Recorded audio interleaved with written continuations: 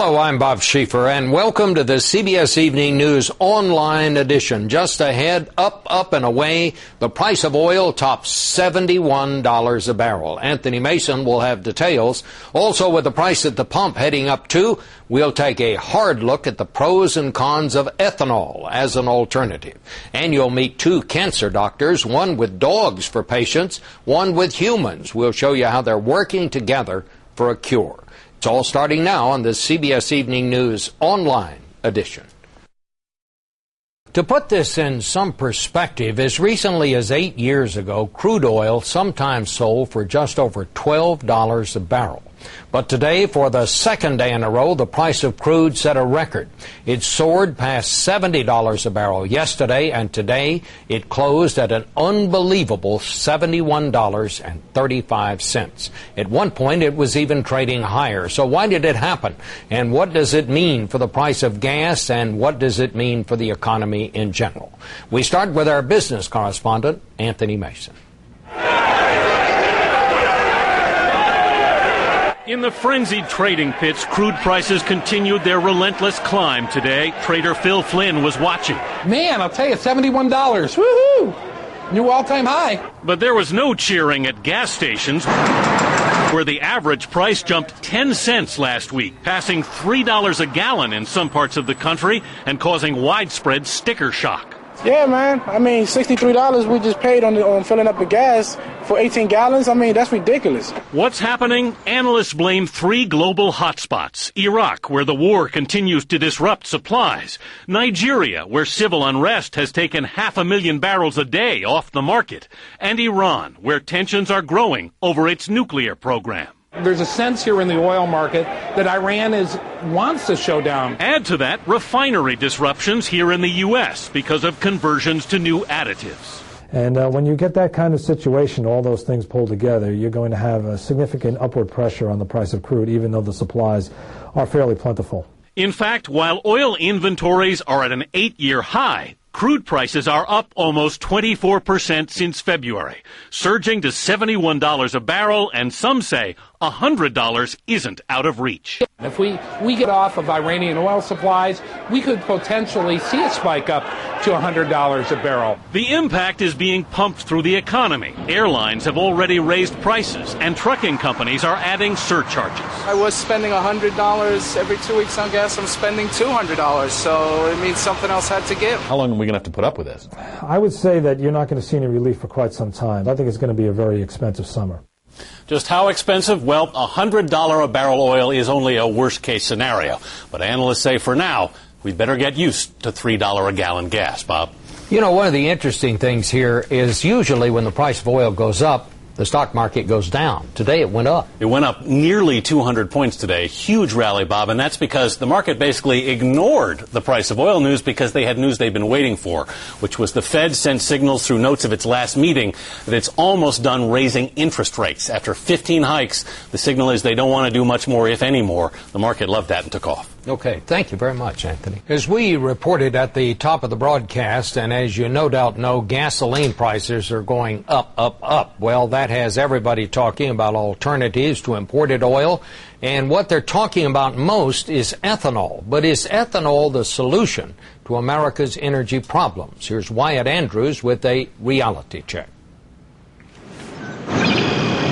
Out on the prairies of America, you'll find the fastest-growing energy industry in the world. It's American corn-grown ethanol, and production is booming. 33 new ethanol plants are under construction, with almost 100 already online. Farmers like Bill Kauser, who has invested in this plant in Iowa, say it's the beginning of energy independence. I think it's the first step towards independence, but it's also the first step for us to set our own destiny. Congress created this boom last year when it ordered ethanol production to double and then threw subsidies at every aspect of the business, from the corn plant to the production plant to the gas stations carrying blended fuel. But the big question is, what are we really getting? Ethanol is no boon for energy, and it's no boon for the environment.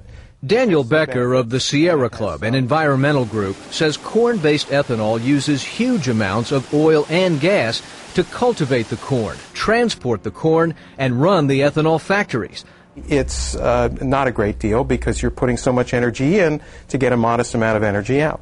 One of the challenges for ethanol comes from the fact that it is made out here on the prairie. It's too corrosive to put in a pipeline, and so 100% of it has to be put on a train or a truck or even a barge to get it to market. In March, the Energy Department warned that because of transport problems, ethanol, which is already blended into a third of the gas supply, could actually raise gas prices this summer. The industry calls that flat wrong. I think there are gas price spikes coming. I think the suggestion that they are coming because of ethanol is lunacy. To Bill Kauser, there's no turning back. Ethanol may not be perfect, he says, but it beats imported oil. Do you see a day where we will really use this to be energy independent? I don't know in my lifetime if we'll see that, but someday we'll run out of oil. All of this construction is also bringing new jobs and wealth into politically powerful farm states. And so with every new plant and every truckload of corn, America is growing dependent on a new kind of fuel. Wyatt Andrews, CBS News, Nevada, Iowa. In the fight against cancer, medicine's best hope is sometimes part science, part innovation. So it made sense to two doctor friends with very different practices that their common goal might help them find some valuable solutions. Here's Richard Schlesinger. Thank you. It's become a regular thing. Great, thanks. Every month or so, Dr. Ross Wilkins and Dr. Stephen Withrow meet for breakfast to discuss new treatments for bone cancer. I watch Steve do an operation, and I'm always thinking, well, I don't do that. That's a great idea. This is a most unusual partnership. This is all cancer. The doctors fight the same kind of disease with the same kind of treatments. I don't think it's fractured. But they work with very different kinds of patients. Come on, sweetheart. Albion is one of Dr. Withrow's latest success stories. You are such a good dog, Albion. She's 6 years old and had bone cancer when the Lakins brought her to the Animal Cancer Center at Colorado State University. How's she doing now? She's great. Dr. Withrow developed a new way to focus radiation on Albion's cancer, one that might soon be used in human patients. We're attacking disease that destroys families, whether that's dogs or humans. Dogs have this cancer more frequently, and it develops more rapidly. So we can also investigate the treatment more rapidly and see the effects. Michael Amadei is one of the first humans to feel the effects. He almost lost an arm and a leg to bone cancer when he was just 10. Were you old enough to be afraid? I was old enough to think I was going to die. Amadei was Dr. Wilkins' patient at the Denver clinic. This is the cancer here. It's huge in his shoulder. Dr. Wilkins decided to try a treatment that his friend Dr. Withrow had used in dogs. Were you comfortable using a veterinary procedure on a human patient? You know, major problems require major or valiant solutions. The collaboration is paying off big for both people and pets. Dr. Wilkins has been able to raise the survival rate of his human patients from 70 to 92%. And Dr. Withrow says his canine patients are living 4 times longer.